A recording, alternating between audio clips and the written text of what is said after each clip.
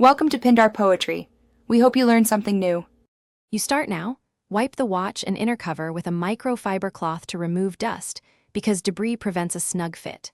Once done, lay the watch face up and detach one side of the band if needed to give range.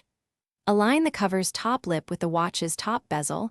You want one edge seated before pressing the rest. Make sure you confirm the correct size model, since a mismatch will bind and won't snap on correctly. Now, with the top edge seated, press down from the sides toward the center. This distributes force and avoids bending the TPU or polycarbonate.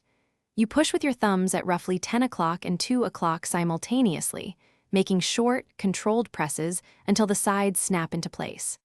If your cover has button cutouts, make sure they line up before the final press. Otherwise, you'll misalign the crown or side button. The clicks are your confirmation that the seal's engaged properly.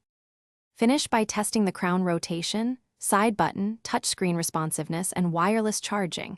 Make sure the magnetic charger still connects cleanly.